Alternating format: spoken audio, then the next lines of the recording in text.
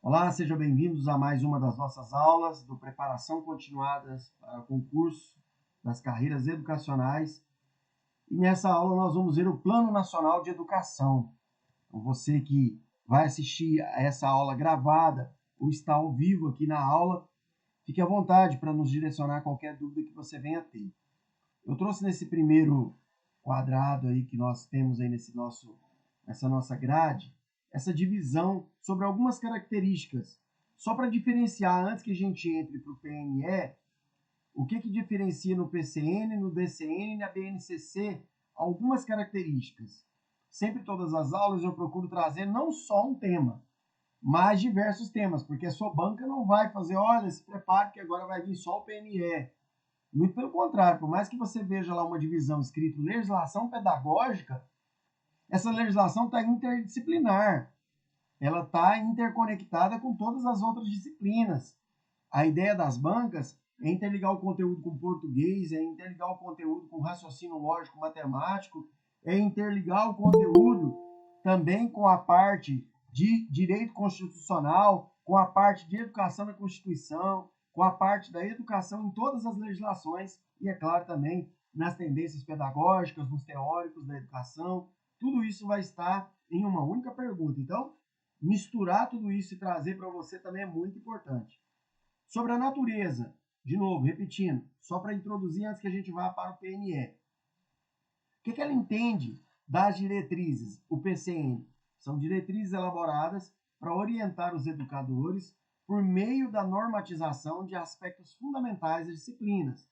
Isso é o que vai dizer o PCN. E o DCN?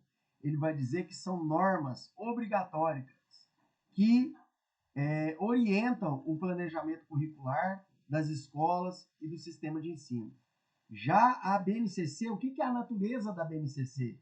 É um documento normativo que define o conjunto orgânico e progressivo de aprendizagens essenciais para os alunos. É isso que é essa primeira divisão que eu gostaria de trazer para vocês sobre essas normativas. E a elaboração, como que é elaborado o PCN? Ele é criado por instituições de ensino superior e pelo Ministério da Educação, que é o MEC. Já a DCN é elaborada e fixada pelo Conselho Nacional de Educação, é o CNE. E a BNCC, já é elaborada pelo MEC. Tá vendo que, por mais que pareça ser tudo uma coisa só de olhar para a elaboração a gente já vê vários agentes. As bancas perguntam isso, professor? E muito, e muito. Você precisa tomar nota disso. Não precisa ser agora, porque eu vou encaminhar esse conteúdo para você. Você tem tempo para não só anotar, mas também confeccionar o seu mapa mental. Todas as minhas aulas eu procuro trazer mapas mentais. Estamos numa fase aí de 1 ou 2 semanas sem os mapas mentais, porque eu quero vincular você à ideia de que mapa mental, cada um tem que ter o seu. Você não pode pegar um mapa mental e tentar estudar por ele, porque ele vai ser deficitário. Não é tudo aquilo que você precisa para a concretização do estudo sobre mapas mentais. Não adianta você ir lá no Instagram e ver o anúncio lá de 300 mapas mentais sobre teóricos da educação. Você vai lá e compra os 300 mapas mentais. Não vai te ajudar, porque é um livro com desenhos.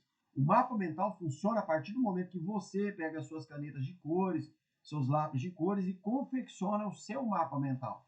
Quando eu trago um mapa mental para você, é para que você espelhe no que eu trouxe e confeccione o seu. Aqui não é diferente. Imagina como que você vai elaborar a sua ideia sobre natureza, elaboração, adaptabilidade, caráter, abrangência e objetivo em uma aula que eu estou aqui falando de 3 legislações ao mesmo tempo. Isso não é possível. Isso aqui é só para que você tenha uma ilustração de como que funciona. Você saber que cada um rege de uma maneira diferente. Mas é você que tem que ir lá e concretizar os seus estudos na parte do que nós chamamos de estudo ativo e realizar o seu mapa mental e o seu material de anotação. Falando ainda da adaptabilidade do que é o PCN, podem ser adaptados às peculiaridades locais por professores, coordenadores e diretores, isso dentro dos PCNs. E os DCNs devem ser seguidos sem grandes adaptações, considerando as diversidades e especificidades de cada aluno. É o que vai dizer as diretrizes curriculares nacionais. E a Base Nacional Comum Curricular, o que ela fala da adaptabilidade? Ela respeita a autonomia regional de cada localidade, possibilitando a adequação às necessidades locais. Todo mundo aqui que estuda para as carreiras educacionais já ouviu falar sobre a parte diversificada do currículo. Quem aí já ouviu essa palavra? Me sinaliza aí com o joinha. Todos nós conhecemos, né? Parte diversificada do currículo. O que é isso? É a parte da adaptabilidade que a BNCC gera para as instituições regionais para colocar dentro do seu currículo aquilo que é pertinente à cultura local, aos hábitos locais, à culinária local, tudo que é pertinente à sua regionalização. E o caráter? O caráter do PCN é facultativo, servindo como norteador para os profissionais da educação.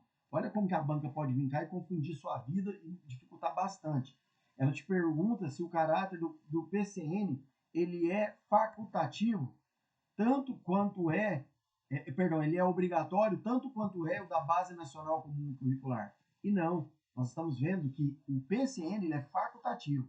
Já a DCN ela é obrigatória, sendo normas que devem ser seguidas pelas escolas e pelo sistema de ensino.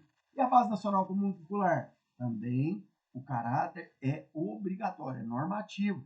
Deve ser seguido por todas as escolas públicas e privadas do país. Tá vendo como que a banca pode brincar com você? Na DCN é obrigatório tanto quanto na BNCC. Na DCN são normas que devem ser seguidas pelas escolas e do sistema de ensino. Lá na Base Nacional Curricular vai acrescentar informação de que é as escolas públicas e privadas do país. E a abrangência? A abrangência do PCN adaptam-se à peculiaridade de cada disciplina. Então, cada disciplina vai ter a sua adaptabilidade para gerar essa abrangência dentro do PCN. Já na DCN, abrange todas as etapas da modalidade da educação. Nós já vimos em aulas anteriores. Se você não estava presente, você tem que ir no Drive. E se você tem dúvida, você tem que me chamar no privado para que a gente possa conversar. Porque nós já falamos de níveis, já falamos de etapas, já falamos de modalidades. E nenhuma dessas três é a mesma coisa. Nível é uma coisa, etapa é outra e modalidade é outra. E você precisa entender o que é nível, o que é etapa e o que é modalidade. Já temos aulas sobre isso. E ainda, abrange todas as etapas da modalidade de educação, a nossa Base Nacional Comum Curricular. E vamos para os objetivos, que eu creio que o que mais cai é a parte da elaboração e a parte do objetivo. O que eu entendo como mais requisitado pelas bancas é a parte de quem elabora, o agente elaborador do PCN, das CNs e da BNCC, e os objetivos, tanto do PCN, como do DCN, quanto da BNCC. Do PCN, o objetivo é orientar os educadores na elaboração do currículo de cada escola. Do DCN, orientar o planejamento curricular, considerando os princípios da formação de valores e respeito.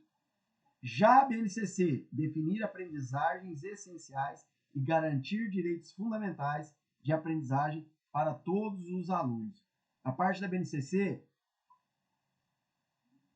sobre objetivos, é o que é mais cobrado, que é a definição das aprendizagens essenciais e garantia dos direitos fundamentais de aprendizagem para todos os alunos.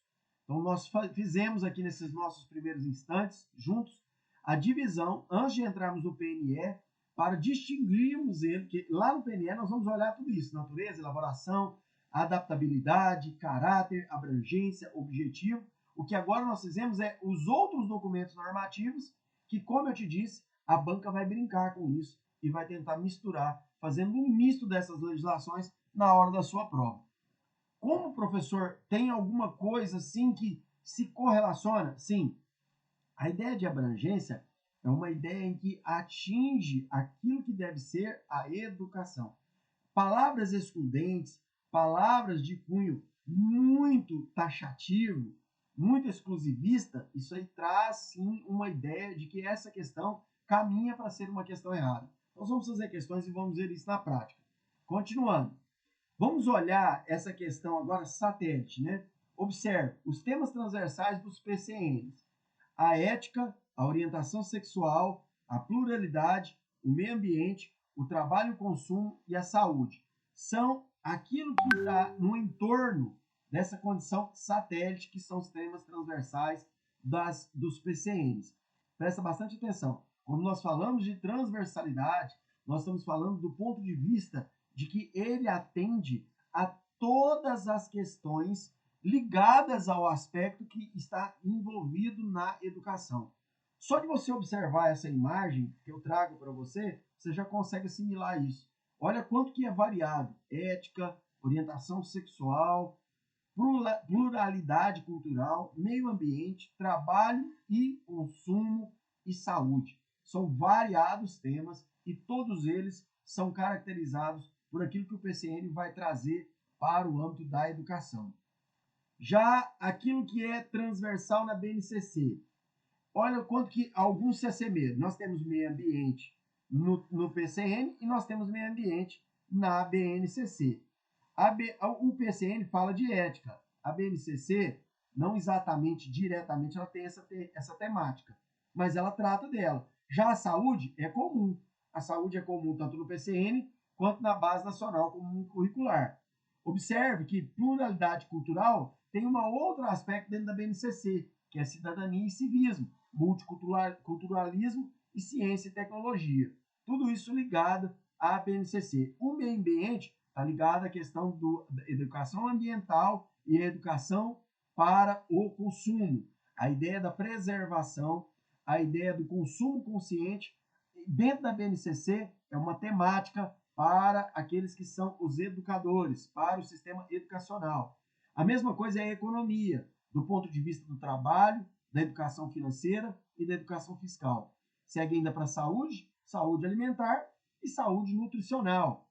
Cidadania e civismo, aí são muitas áreas que subdividem a vida familiar e social, a educação para o trabalho e para o trânsito, a educação como direito humano, né, dentro do direito humano, direito da criança e do adolescente, nosso Estatuto da Criança e do Adolescente muito vigente e presente dentro do nosso sistema educacional, processo de envelhecimento, a questão da terceira idade, o estatuto da pessoa idosa dentro da educação, também como temática da BNCC, como algo transversal para além, tão somente para quem, né, muito aquém, né, muito além, melhor dizendo, muito além de só uma questão, digamos assim, fisiológica, né, do ponto de vista assim, único, né, muito maior, muito mais abrangente.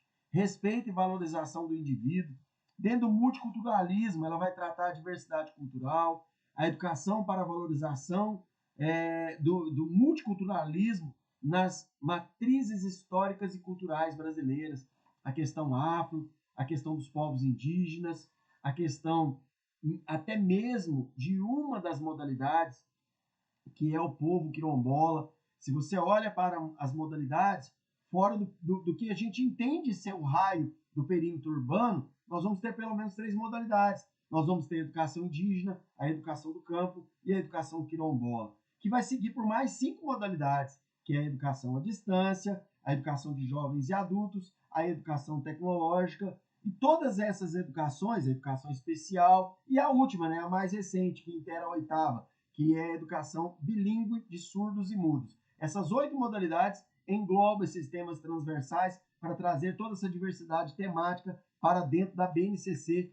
como apoio curricular ao sistema educacional. Por fim, ciência e tecnologia, que, como o nome diz, já abrange todo esse aspecto da questão da tecnologia que a educação deve acompanhar. Obviamente, ela não deve ficar para trás diante de tantos avanços.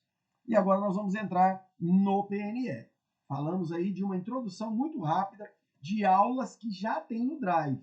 Tem aula de PCN, tem aula de LDB, tem aula de PNS, de PCNs, aula também de BNCC. E agora nós estamos tratando o PNE. Como que é o PNE? Ele é uma lei de número 13.005, de 25 de junho do ano de 2014, onde foi aprovado o Plano Nacional de Educação. E lá, o presidente da República, dentre as providências, ele dirigiu alguns artigos. E o que nós vamos olhar dentro dessa lei são esses artigos. Eu tentei trazer para você de forma bem esquematizada para te auxiliar na compreensão. Tudo que você tem que fazer é o que sempre nós conversamos. Rever a aula, tomando anotações e construindo o seu mapa mental. Pessoal, não pense você que você conseguirá uma boa colocação em concurso assistindo um vídeo aula. O vídeo aula não é o bastante. Você precisa incrementar a sua aula e você faz esse incremento através das suas anotações, através das suas observações, seus flashcards, que nós já explicamos como que funciona o flashcard. Se você não sabe, tem essa aula também lá no Drive, retoma ela para você ter essa orientação. E mais, construir o seu mapa mental. É muito importante você confeccionar o seu mapa mental. Não adianta você ir lá no Instagram, como eu disse anteriormente, e adquirir um mapa mental pronto. Você tem que construir o seu mapa mental. Artigo 1º. É aprovado o Plano Nacional de Educação, com vigência por 10 anos, a contar da publicação desta lei, na forma do anexo, com vistas ao cumprimento do disposto no artigo 214 da Constituição. Olha, professor, então nós já temos bastante informações no artigo 1º. Sim, nós temos. Quais são elas? Primeiro, essa aprovação, ela se trata do Plano Nacional de Educação, que é o PNE, que tem vigência decenal, 10 anos. Não é 12, não é 9, não é 14, não é 15, como você vai ver algumas questões de prova quando você for fazer questões de PNE. É decenal, é 10 anos. E esse PNL é extraído de uma orientação inicial. Há um pressuposto normativo que vai orientar a base do Plano Nacional. Qual que é esse pressuposto? É o artigo 214, que vai tratar da educação, que vai tratar da instituição a partir do 214, dessas normativas que vão amparar o Plano Nacional de Educação. Lá também nós vamos olhar o artigo 2º, lá onde? Lá dentro do Plano Nacional de Educação. Sempre eu procuro trazer para vocês letra de lei. Eu peço desculpa você, estou bebendo um pouco de água, porque o clima está bem seco. Pelo menos para mim está muito seco. E a garganta está começando a pedir socorro. Lá dentro do artigo 2º, nós vamos tratar aquilo que eu sempre oriento vocês. Olhar a letra da lei. É muito importante você se familiarizar. Por quê? O examinador vai brincar com palavras sinônimas. Só que se esse sinônimo não estiver na lei, possivelmente estará errada a assertiva. Então você precisa se familiarizar e principalmente toma esse verbo para você. Apropriar. Você precisa apropriar desse conhecimento. Como que eu aproprio, professor? Ouvindo a minha videoaula, terminando o meu videoaula, e na sua primeira oportunidade você vai revê-lo, e aí você vai tomar nota daquilo que eu estou passando de conhecimento, e se possível, numa terceira ocasião, nesse mesmo conteúdo, você vai passar a construir o seu mapa mental. E lá na quarta condição, você vai construir os flashcards, que é por onde você vai fazer do lado de fora a pergunta, pegar uma folha simples de caderno, dobrá-la ao meio e no meio escrever a resposta. Dobrado, você vai pegar aqueles cartões, esses flashcards, e vai tentar estudar por eles, respondendo as perguntas antes de olhar o interior desse cartão que você dobrou uma folha comum ao meio. Do lado de fora a pergunta, do lado de dentro a resposta. Se possível, tente responder todos sem olhar a parte interior. Porque se você faz essa anotação, constrói o seu mapa mental e em seguida constrói o seu flashcard e numa quarta condição você vai estudar por meio dele, por meio desses cartões, você pode ter certeza que o seu processo de memorização vai tomar uma escala gigantesca. Porque você já ouviu o videoaula, você já reviu ele fazendo suas anotações. Por uma terceira ocasião, você construiu seu mapa mental e na quarta você fez questões, anotou pelo lado de fora e colocou a resposta pelo lado de dentro. E na quinta condição, tudo que você vai fazer não é retomar o meu vídeo mais. Não é só retomar suas anotações. Agora é retomar suas anotações, mas tentando responder as perguntas que você fez. E o vídeo fica para trás, porque você já viu ele. E agora você vai fazer isso com outro vídeo. Professor, isso é demasiadamente difícil. Isso é demasiadamente impossível, ninguém faz isso. Deixa eu te falar, é assim que você consegue aprovação. Esse é o caminho. Eu estou te dando o caminho para uma boa colocação. De novo, eu quero frisar com vocês que alguns estão vendo aula comigo pela primeira vez. Eu estou vendo alguns rostinhos aqui pela primeira vez. Já falei e repito para você. Aprovação não é sinônimo de posse. Que isso, professor? Tá ficando louco? Estou te afirmando. A aprovação não é sinônimo de posse. Nós estamos vendo vários colegas que foram aprovados e, infelizmente, processo aí, certames vencendo o tempo e não tomando posse. Por quê? Porque ficaram mal colocados. Você precisa estar bem colocado. E a forma de você fazer isso é árdua, é pesada, é difícil, mas você precisa fazer. Se alguém é na internet ou de uma aulinha que você assiste, de qualquer outro colega lecionando, que graças a Deus nós temos essas aulas gratuitas e ofertadas no YouTube, mas essas aulas são fracionadas, elas não são sequenciais, e o colega que está lecionando, ele quer vender um produto facilitado, dizendo para você que ele encontrou a fórmula mágica para você tomar posse. E, infelizmente, quando vai para a hora da prova, você encara uma banca FGV, uma banca OCP, uma banca CESP-Sebrasp, os enunciados são pesados e você fala, realmente, eu não estudei da maneira correta. Então, vamos para o artigo 2º. Diretrizes. Erradicação do analfabetismo. Universalização do atendimento escolar. Superação das desigualdades educacionais, com ênfase na promoção da cidadania e na erradicação de todas as formas de discriminação. Melhoria da qualidade da educação. Formação para o trabalho e para a cidadania, com ênfase nos valores morais e éticos em que se fundamenta a sociedade.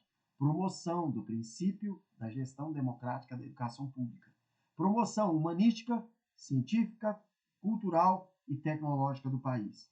Estabelecimento de meta de aplicação de recursos públicos em educação como proporção do produto interno bruto, que é o PIB, que assegure atendimento às necessidades de expansão com padrão de qualidade e equidade. Valorização dos profissionais da educação. Promoção dos princípios do respeito dos direitos humanos, a diversidade e a sustentabilidade socioambiental. Fique tranquilo, nós vamos voltar nas diretrizes das outras nas nossas aulas futuras e eu creio que, inclusive, nessa aula de hoje nós veremos ainda um pouco mais.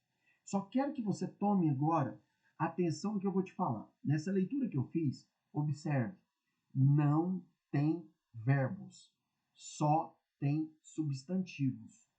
Diretrizes não tem verbos. Diretrizes só tem substantivos. A erradicação é um substantivo. A universalização é um substantivo. A superação, a melhoria, a promoção e tudo que você for olhando na sequência das diretrizes, não há verbos. Daqui a pouco nós vamos ver onde é que estão os verbos. Os verbos estão lá nas metas. Aqui nas diretrizes, nós só temos substantivos. Observe, todas elas são substantivos. Eu vou dar um tempinho para você olhar para as diretrizes e confirmar o que eu estou te dizendo. Não tem verbos, tem substantivos. Todas elas são substantivos. Artigo 3º. As metas, vamos entrar nelas, previstas no anexo desta lei, serão cumpridas no prazo de vigência deste Plano Nacional de Educação. Esses serão, infelizmente, nós já que somos ligados à educação, sabemos que virou uma utopia, né? Não cumpriu-se todas as metas, infelizmente. O plano já venceu praticamente, né? Estamos aí na iminência de um novo plano, mas os concursos que vão vir esse ano, obviamente, virão com o plano em vigência, que é até 2024, portanto, até 31 de dezembro, do plano que se refere é o plano que está em vigência. Mas, infelizmente, algumas metas não se cumpriram, não alcançamos.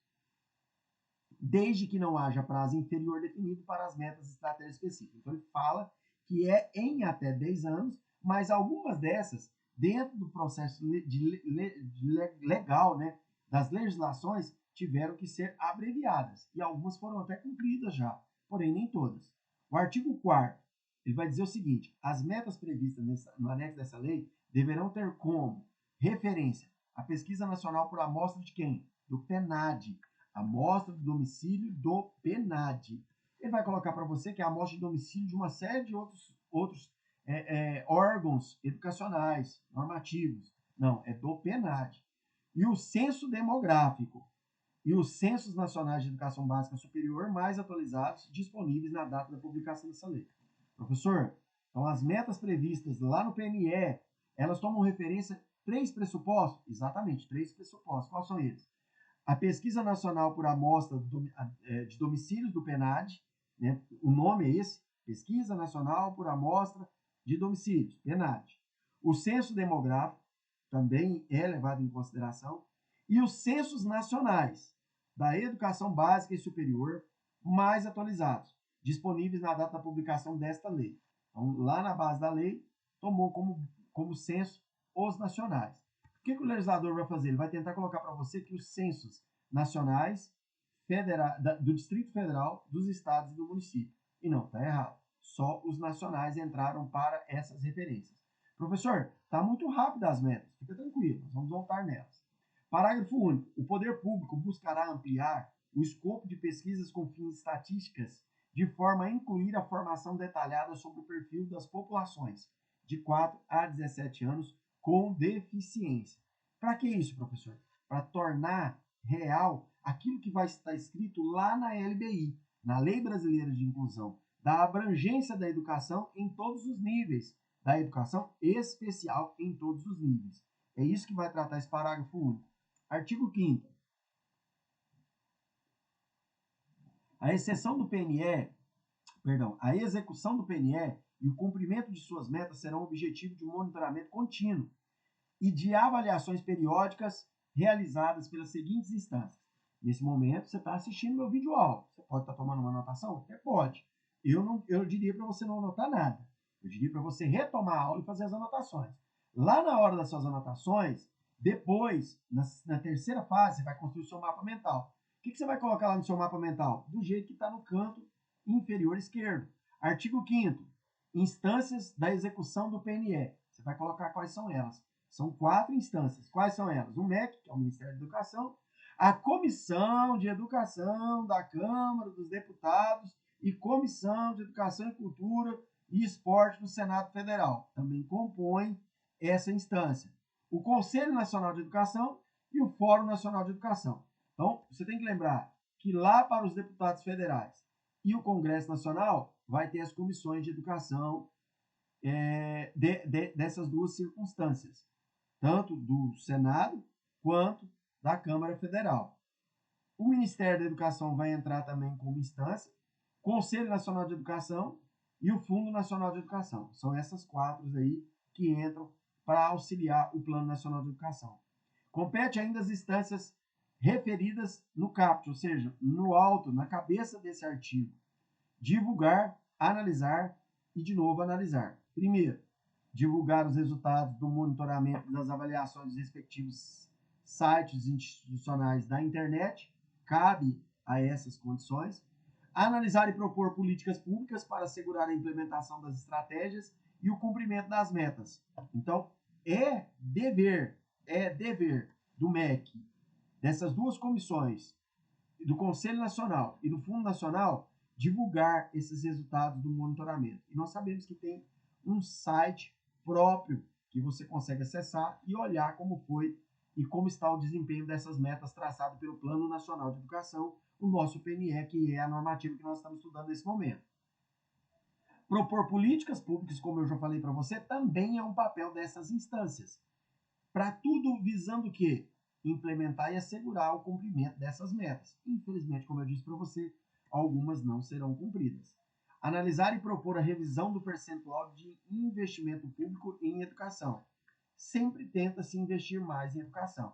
Mas hoje, o que nós temos mesmo é a normativa constitucional, né, digamos assim, né, normativa máxima já mais do que virou em um consenso normativo, que é no mínimo 10% para investir-se na educação. Infelizmente, não passa muito disso não, nenhum governo.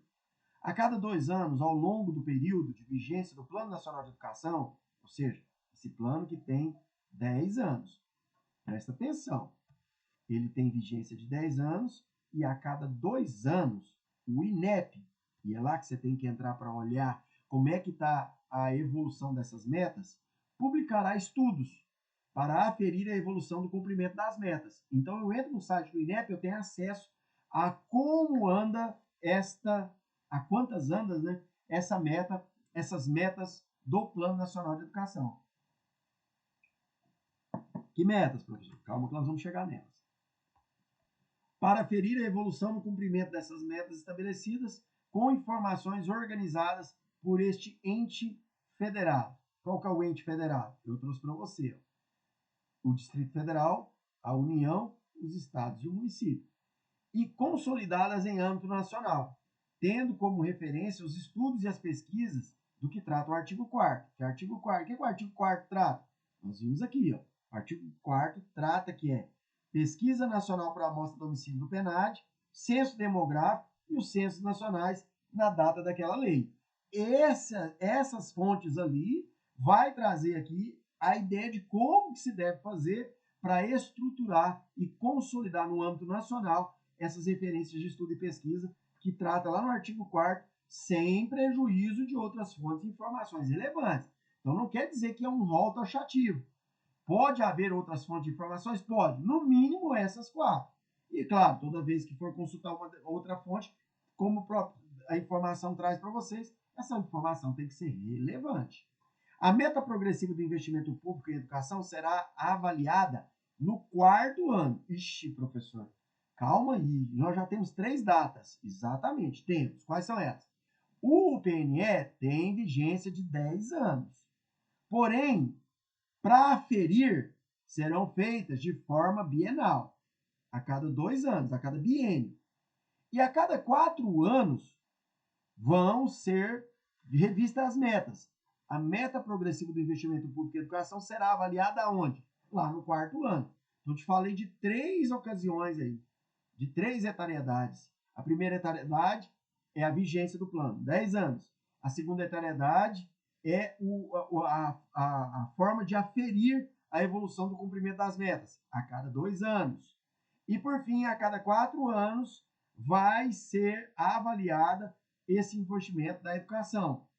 Ou seja, foi em 2017, né, de vigência do PNE e poderá ser ampliado por meio de lei para atender às necessidades financeiras do cumprimento das demais metas. Por quê? 2011, 2012, 2013, 2014, 2015. E aí veio a vigência dos 2 anos para o cumprimento das metas e, por fim, a avaliação do investimento.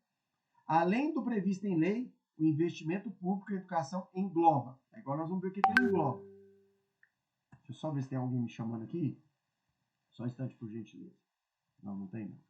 Continuando então.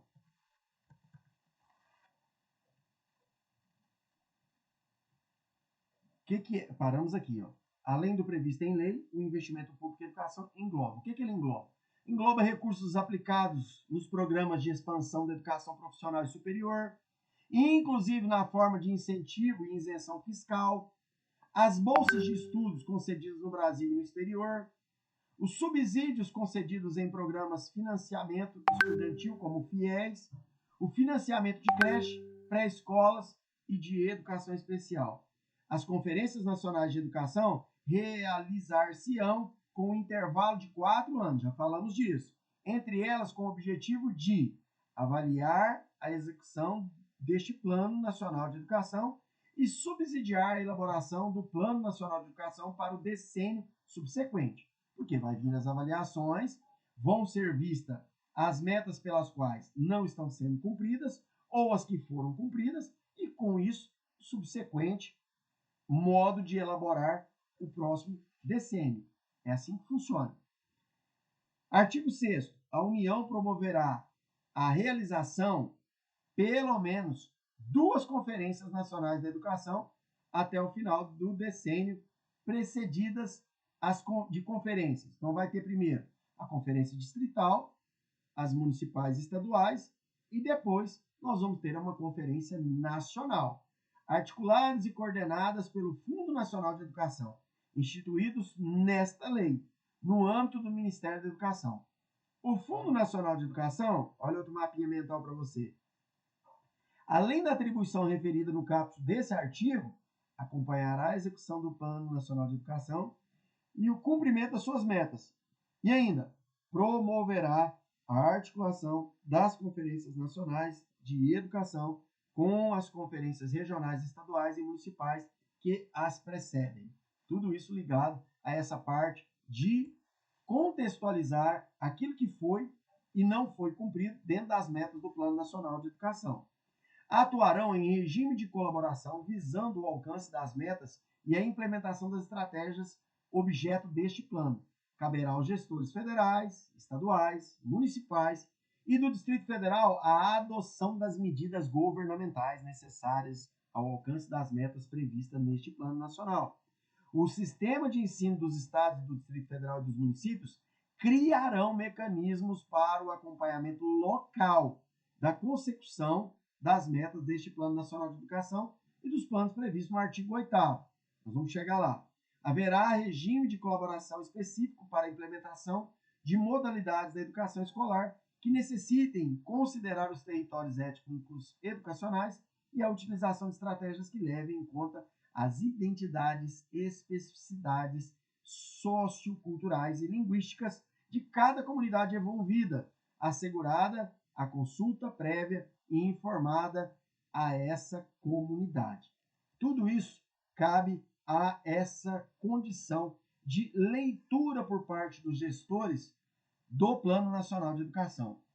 Será criada também uma instância permanente de negociação e cooperação entre quem? Entre a União, os estados, o Distrito Federal e os municípios. Visando o quê? O fortalecimento do regime de colaboração entre os estados e os respectivos municípios, que incluirá a instituição de instâncias permanentes de negociação, cooperação e pactuação dos estados. Cai na prova? Acho pouco provável, porque está muito mais ligado à questão administrativa.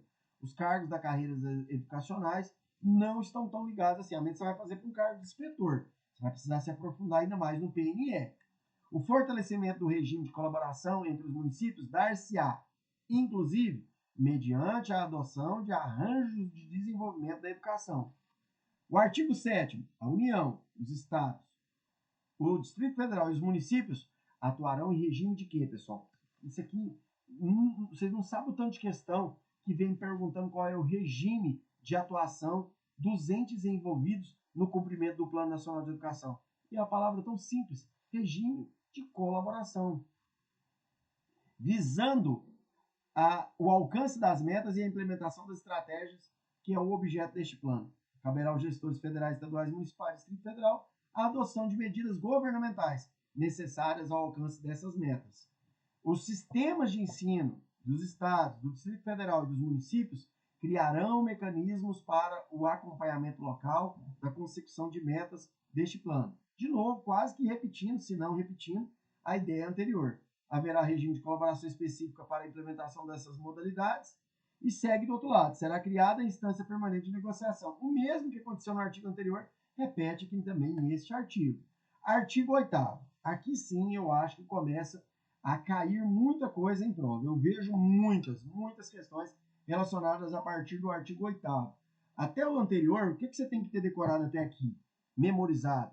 É factual, não tem jeito, tem que decorar. Por isso que você tem que fazer seu registro, por isso que você tem que fazer seu mapa mental.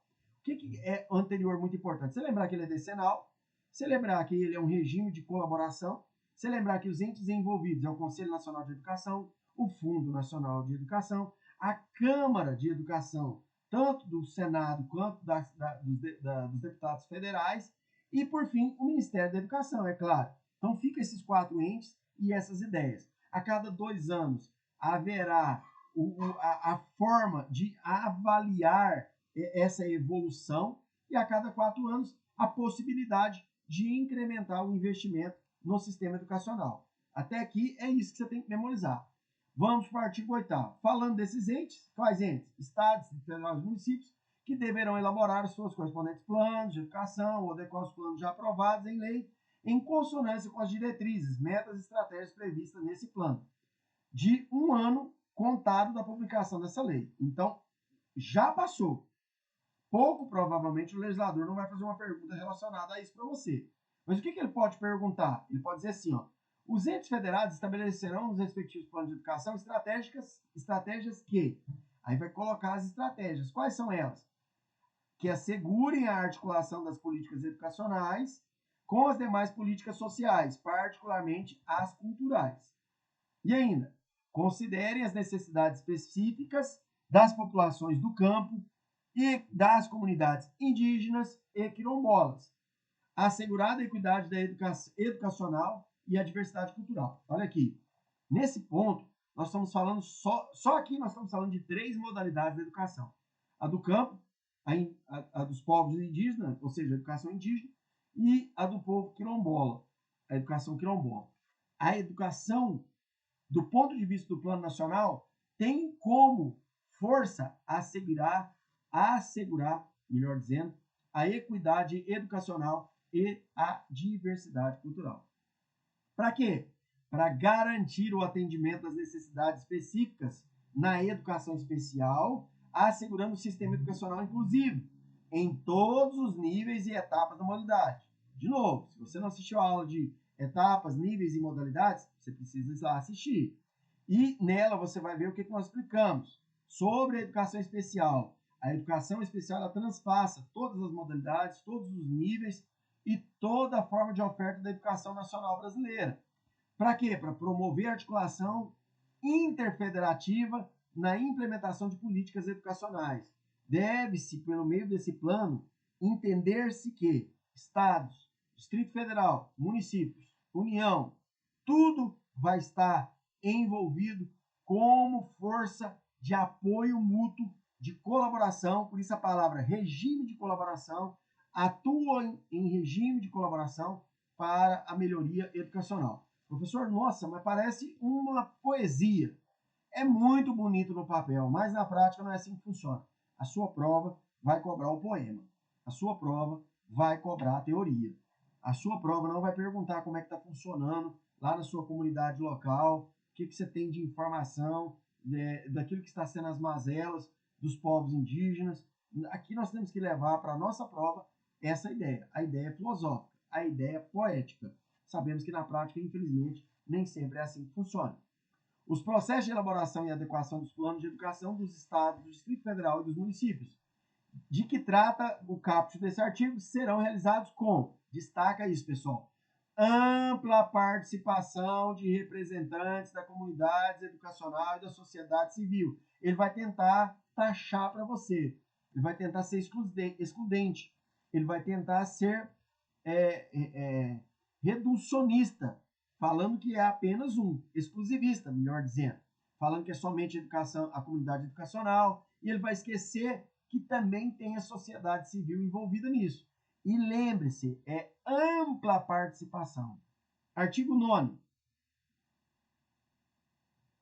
Os estados, o Distrito Federal e os municípios deverão aprovar leis específicas para o seu sistema de ensino, disciplinando a gestão democrática da educação pública nos respectivos âmbitos da atuação, no prazo de 2 anos, contado da publicação desta lei. Então, a cada 2 anos serão, deverão, o verbo é deverão aprovar leis específicas para o seu sistema de ensino. Para quê? Para disciplinar a gestão democrática da educação pública. Gestão democrática, para o PNE e para as normativas, estamos falando da gestão pública. A privada pode adotar? Pode, mas ela não é obrigada a adotar a gestão pública, obviamente, você sabe por quê. Porque, como o nome mesmo já diz, ela tem um vínculo financeiro, privado. Artigo 10º. O plano plurianual, as diretrizes orçamentárias e os orçamentos anuais da União, dos estados, do Distrito Federal e dos municípios serão formulados de maneira a assegurar a consignação de dotações orçamentárias compatíveis com as diretrizes, metas e estratégias deste PNE e com os respectivos planos de educação, a fim de viabilizar sua plena execução. É extenso, viu, pessoal? Não sei se vai dar para a gente terminar tudo hoje. Com certeza, creio que não. Até porque não vai dar para a gente chegar nas legislações. Daqui a pouco a gente encerra a aula. Nós temos ainda aí, contando com o nosso tempo que a gente teve com um probleminha técnico aqui da câmera, da gravação, mais 10 minutos. Artigo 11. O Sistema Nacional de Avaliação da Educação Básica, coordenado pela União em colaboração com os estados, o Distrito Federal e os municípios, constituirá fonte de informação para avaliação. Ou seja, é aquilo que nós falamos anteriormente, né? Vinculado ao quê? A ideia de elaboração e a divulgação de índice para avaliação da qualidade, como o IDEB, o Índice de Desenvolvimento da Educação Básica. O IDEB, que nós tanto ouvimos falar no meio da educação.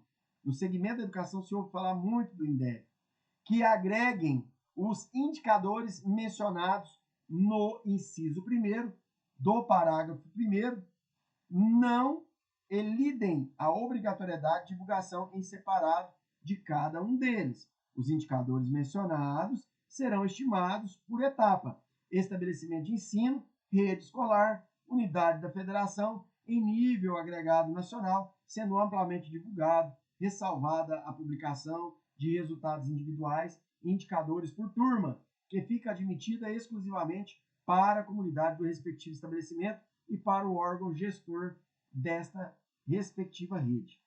O sistema de avaliação a que se refere produzirá, no máximo a cada 2 anos, o quê? Indicadores de rendimento escolar e indicadores de avaliação institucional. No de rendimento escolar, referentes ao desempenho dos estudantes apurados em exames nacionais de avaliação, com participação de quem? De quanto? Pelo menos 80% dos alunos. Isso aqui pode cair na sua prova. Pode sim vir o examinador perguntar para você: qual o percentual dos indicadores do rendimento escolar referente ao desempenho dos estudantes apurados no Exame Nacional de Avaliação? Você vai dizer que é 80%. De cada ano escolar, periodicamente avaliado em cada escola, e aos dados pertinentes apurados pelo Censo Escolar da Educação Básica. E, por fim, os indicadores da avaliação institucional, relativos às características como o perfil do aluno, do alunado e do corpo dos ou das profissionais da educação, as relações entre dimensões do corpo docente, do corpo técnico e do corpo discente, a infraestrutura das escolas, os recursos pedagógicos disponíveis e os processos de gestão, entre outras relevantes. Como eu disse para você, filosófico, poético, né? Na prática, a gente sabe que a teoria é outra. Mas você precisa memorizar pelo menos esse percentual, que é de 80% do rendimento escolar, dentro dessa questão do desempenho que deve ser apurado nos exames nacionais, que é feito a cada 2 anos. É isso que você deve levar para a sua prova. Cabe ao INEP a elaboração e o cálculo do IDEB e dos indicadores referidos. Então, pode vir uma prova perguntando para você qual é o órgão que elabora o cálculo do IDEB e desses indicadores referenciais. Você tem que dizer que é o INEP. A avaliação do desempenho, ele vai dizer para você assim, é o INEP, é a Câmara Nacional dos Deputados da Educação, ele vai dizer assim, é o Conselho Nacional de Educação, e tudo isso confunde na hora da prova, né? Você precisa lembrar que cabe ao INEP. INEP. A avaliação de desempenho dos estudantes em exames referida no inciso poderá ser diretamente realizada pela União ou mediante acordo de cooperação pelos Estados e Distrito Federal. Sempre leve para sua prova, como se diz respeito ao nosso Plano Nacional de Educação, a ideia de participação, a ideia de cooperação, a ideia de um regime participativo, colaborativo entre os entes federativos. Para quê? Para manter os sistemas próprios de avaliação do rendimento escolar, assegurada a compatibilidade metodológica entre seus sistemas e o nacional.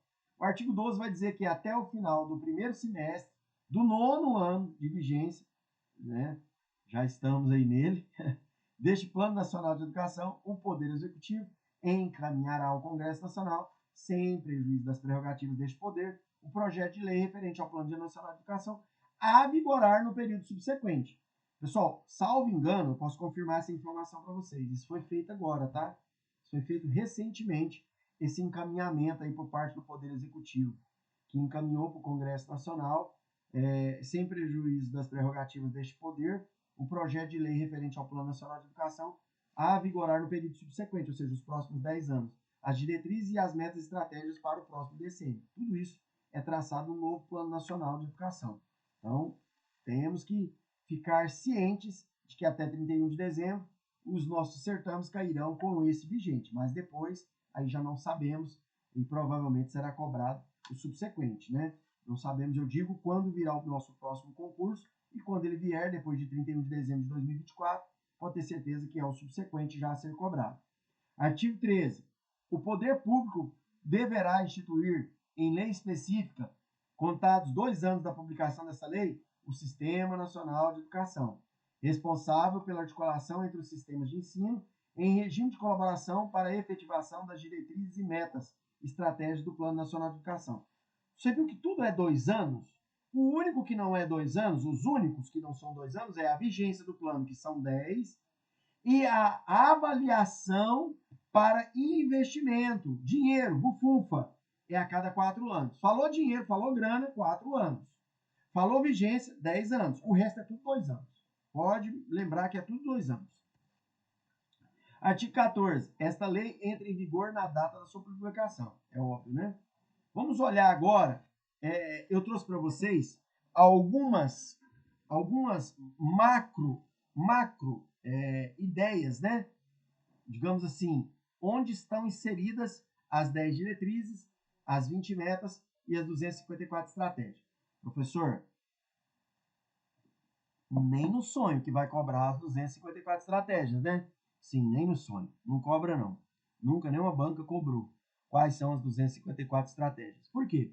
Porque quando sai o edital, é humanamente impossível você conseguir estudar 254 estratégias desde o momento que sai o edital. Então, não tem como.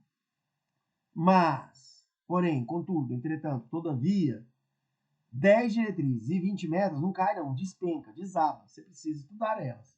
Vamos olhar esses 4 macro grupos, né?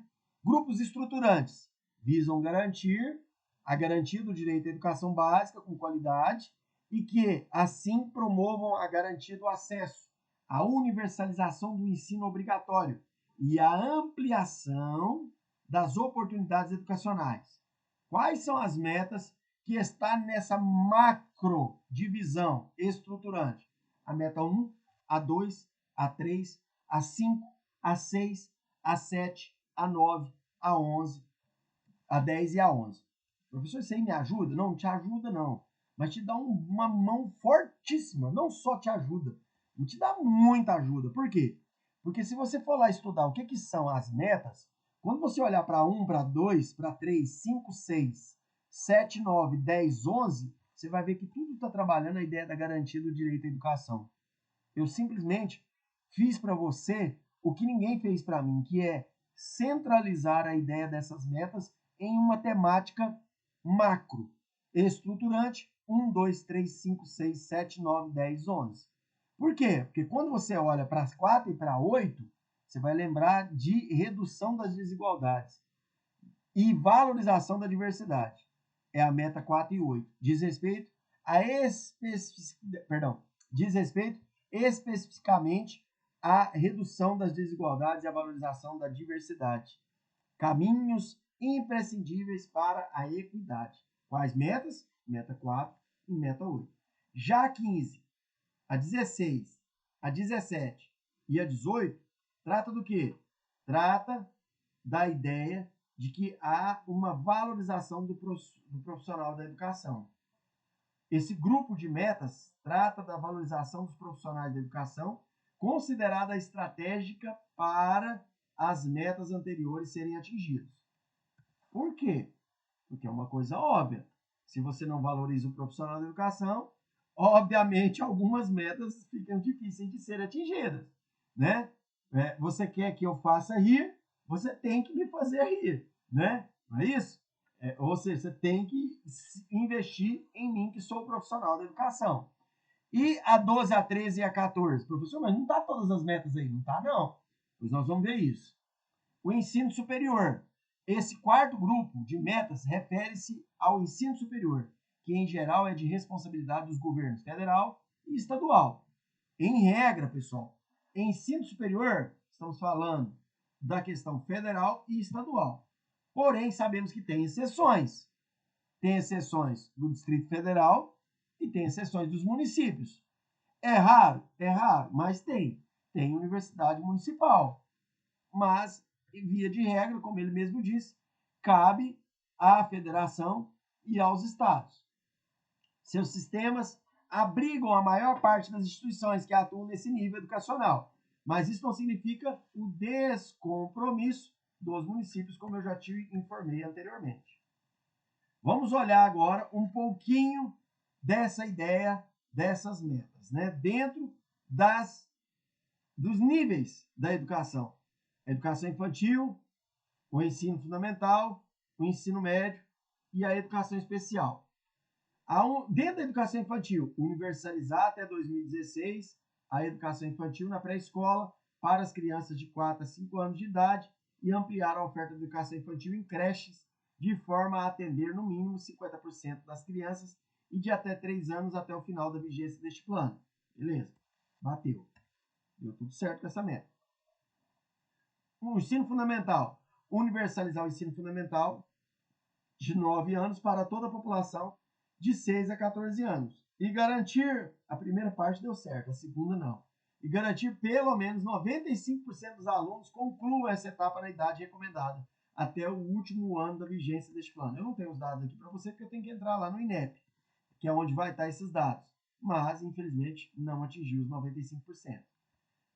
Ensino médio. Vai perguntar isso na sua prova? Não, não vai, pessoal. O examinador não pergunta isso. Por quê? Porque isso compromete algumas instâncias da governabilidade, da governança, do atual governo. E as bancas não entram nesses pormenores de expor os entes governamentais. Pode ter certeza que não vai perguntar.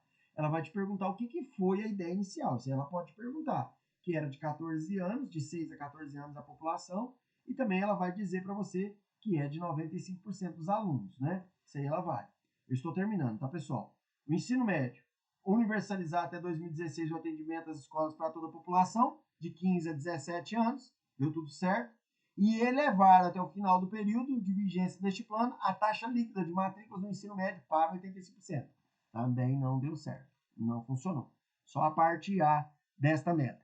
Educação especial. Universalizar para a população de 4 a 17 anos com deficiência, transtornos globais de desenvolvimento e altas habilidades de superdotação, o acesso à educação básica e ao atendimento educacional especializado, preferencialmente na rede regular de ensino, com a garantia do sistema educacional inclusivo, em salas de recursos multifuncionais, classes, escolas ou serviços especializados e públicos conveniados. Essa ideia, infelizmente, nós não vamos conseguir terminar tudo, né? Tem muita coisa para nós olharmos. Você pode ver que são 20 metas, conforme eu falei aqui, ó, nesse aqui, 10 diretrizes, 20 metas e 254 estratégias. Nós paramos a aula na meta 4 e nós vamos seguir depois nas próximas aulas. Eu agradeço a todos, pontualmente estamos encerrando a aula aí e espero vocês no nosso próximo encontro. Todos aqueles que ainda não são os nossos alunos, me chame no privado, vamos conversar, vamos providenciar para você o seu acesso ao nosso Drive, que está repleto de aulas, inclusive a mais nova aula lá da professora Vitória Bueno, de redação. Você já pode acompanhar no nosso Drive muitas dicas que com certeza virá no seu certame das carreiras educacionais. A todos, boa noite e muito obrigado pela presença e até o nosso próximo encontro, que continuaremos a partir da meta 5 e faremos exercícios. Muito obrigado até aqui, pessoal.